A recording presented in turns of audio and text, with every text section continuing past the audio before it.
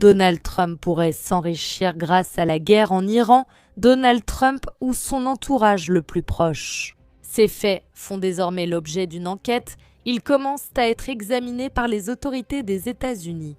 Il y a plusieurs coïncidences très préoccupantes et aujourd'hui nous allons analyser de manière détaillée et approfondie les 5 faits qui sont mentionnés dans cette enquête. La théorie sous-jacente derrière tout cela est que Donald Trump pourrait utiliser le conflit au Moyen-Orient et en partie, il pourrait même l'avoir déclenché, précisément pour vendre des actifs, pour essentiellement spéculer, que ce soit en bourse ou de manière générale avec certains actifs, en utilisant des informations privilégiées et en changeant de position. Pour acheter ou pour vendre, acheter à bas prix, après des déclarations favorables de Donald Trump à ce sujet, ou juste avant celle-ci, puis en vendant très cher, juste après d'autres déclarations opportunes de Donald Trump. En définitive, la guerre est un business, et dans ce cas, en plus du business des industries d'armement, cela pourrait être le business du président des États-Unis lui-même. Abonne-toi. Quelle est la base de ces affirmations selon lesquelles Donald Trump pourrait s'enrichir grâce au conflit en Iran? De plus en plus de médias commencent à l'analyser, surtout des médias aux États-Unis. Ici, le Parti démocrate qui veut voir Donald Trump absolument anéanti a évidemment beaucoup à dire. Nous parlons de soupçons de délit d'initié pendant la présidence de Donald Trump. La dernière analyse des données a révélé un phénomène qui se répète de façon constante, à la surprise de absolument personne, ou peut-être à la surprise de beaucoup ou des enquêteurs. On a observé des pics soudains dans le volume des transactions. Quelques heures, voire quelques minutes, avant que la présidente ne fasse des déclarations qui allaient influencer de manière décisive le marché. Certaines analystes y voient des signes évidents de délit d'initié, tandis que d'autres y réfléchissent encore. En fait, le résultat d'une très bonne intuition, habilement développée par les opérateurs de marché qui ont effectivement mené ce type de manœuvre. Il y a 5 exemples clés qui sont en cours d'analyse dans cette situation et nous allons les mentionner, pratiquement par date et par moment. Le 9 mars 2026, la guerre est pratiquement terminée, assurait alors Donald Trump. L'événement qui était à la base. Donald Trump déclarait dans une interview à CBS News que la guerre entre les États-Unis et Israël contre l'Iran était pratiquement terminée. Cela s'est produit à 18h, 29h générale. Il y a eu une augmentation soudaine, précisément à ce moment-là, des paris à la baisse sur le prix du pétrole. Le résultat, les prix du pétrole ont chuté de 25% et les traders ont parié 47 minutes avant l'annonce. Ce sont certains opérateurs de marché et ces mêmes opérateurs de marché ont fait des paris 47 minutes avant l'annonce en question. Ils ont essentiellement gagné des millions et des millions de dollars grâce aux paris qu'ils ont faits. Ensuite, un autre événement tout aussi important. Nous sommes maintenant le 23 mars où, regarde, il y avait un cessez-le-feu, l'événement. La publication sur Truth Social concernant des conversations productives qui étaient en cours. Dans les déclarations, encore une fois, elles étaient faites par Donald Trump il y a 14 minutes, 14 minutes avant la publication, un volume inhabituellement élevé de transactions sur le pétrole américain et le Brent a été enregistré aux États-Unis. En conséquence, les prix du pétrole ont chuté de 11% et les analystes ont qualifié ces transactions de clairement anormales. Et cela, évidemment, s'est également traduit par l'enrichissement, grâce à ces manœuvres, d'autres personnes qui, soi-disant, n'avaient absolument rien à voir avec Donald Trump. Et tout cela est lié à une bonne intuition qu'il possède. Le troisième événement s'est produit le 9 avril 2025. Il y avait une pause le jour de la libération. Donald Trump, à cette occasion, faisait justement une annonce à ce moment-là. Une pause de 90 jours sur les droits de douane pour tous les pays sauf la Chine. À 18h00, le volume des contrats de l'indice S&P était en train de bondir. Des centaines et des centaines, pas plus par minute, c'est-à-dire que le volume des contrats de l'indice S&P 500 est passé de centaines à encore plus. 10 000 par minute de centaines à plus de 10 000. C'est exactement ce bond, et à 18h00, Donald Trump annonçait officiellement la suspension des droits de douane. L'indice S&P 500 augmentait de 9,5%.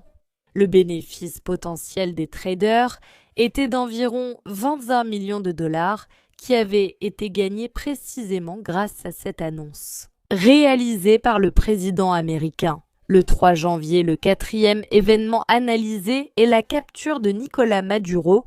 L'événement de base n'est pas la capture, mais bien la capture du président vénézuélien Nicolás Maduro par les forces spéciales des États-Unis.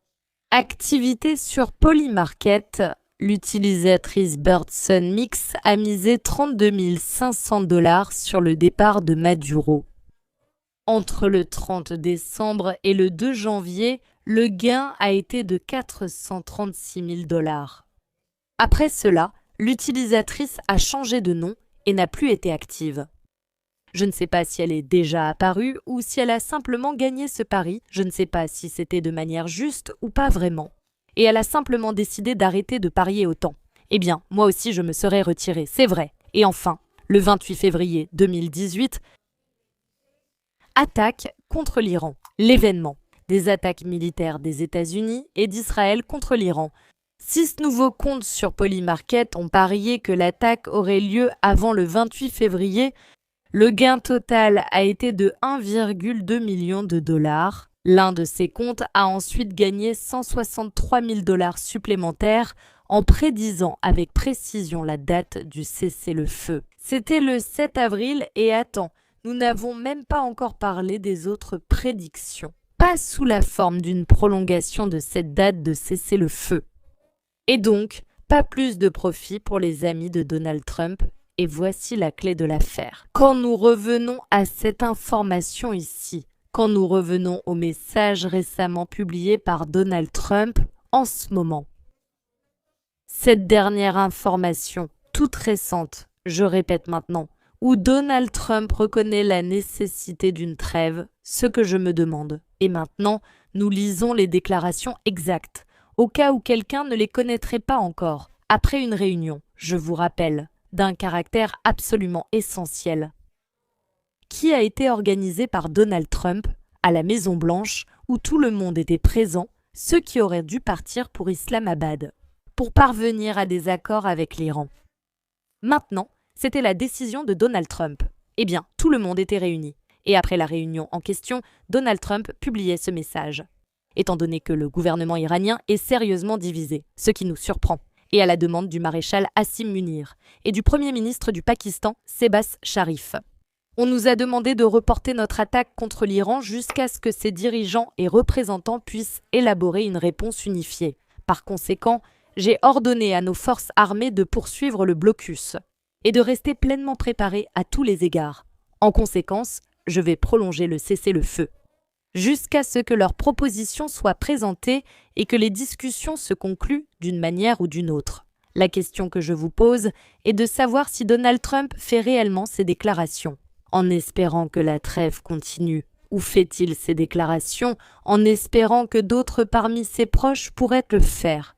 Ils finissent par gagner des sommes d'argent considérables, c'est la question à 1 million, sans aucun doute. Et peut-être qu'ici, les États-Unis pourraient encore surprendre avec une attaque contre l'Iran. Avec une attaque inattendue de la part de l'Iran, même si en réalité c'est assez attendu de la part de l'Iran, parce que l'Iran a affirmé, je répète, que la trêve n'est pas reconnue, cette prolongation de la trêve. Ils ne font tout simplement pas confiance aux États-Unis, il ne semble pas non plus que les autres leur fassent confiance. Lufthansa annule désormais. Vend 100 000 vols en raison du doublement du prix du carburant de l'aviation dans le contexte du blocus de ce détroit d'Ormuz. C'est ce que rapporte dans ce cas le Financial Times. La compagnie aérienne allemande annule des vols court courrier de mai à octobre. Elle supprime les lignes non rentables de Munich à Francfort. Chaque jour, environ 120 vols de moins sont effectués. Selon les experts, l'Europe sera confrontée en mai à une grave pénurie de carburant d'aviation. Si le détroit d'Ormuz n'est pas débloqué et si Lufthansa procède à ce type de changement de mai à octobre, cela ne semble pas indiquer qu'elle s'attend à ce que ce conflit se termine bientôt. De la part de Donald Trump, que ce soit donc un geste vraiment de bonne foi. Mais plutôt, cela se lit comme un signe d'une possible nouvelle attaque de la part des États-Unis ou plutôt d'une tentative de prolonger le conflit autant que possible. Pendant que les parties se préparent à une nouvelle reprise des attaques, l'Allemagne réunissait déjà son comité d'urgence. Il y a à peine quelques jours. Le chancelier du pays, M. Merz, précisément en raison de la pénurie de carburant d'aviation. Le monde entier se prépare à une catastrophe imminente en termes de manque de kérosène. Et en définitive, les déclarations de Donald Trump sur une trêve imminente ne semblent pas, selon ce que nous voyons avec les dernières nouvelles de Lufthansa, changer cette situation. Donc voilà. La question à 1 million, je le répète, c'est de savoir si ces affirmations de Donald Trump, en se basant sur ces 5 exemples que nous venons d'analyser, sont faites de manière sincère, ou si elles sont faites d'une manière, dans le but d'obtenir un certain bénéfice, peut-être pour Donald Trump lui-même, peut-être pour ses alliés, peut-être pour quelqu'un comme Liu Sivaya. Je pose la question.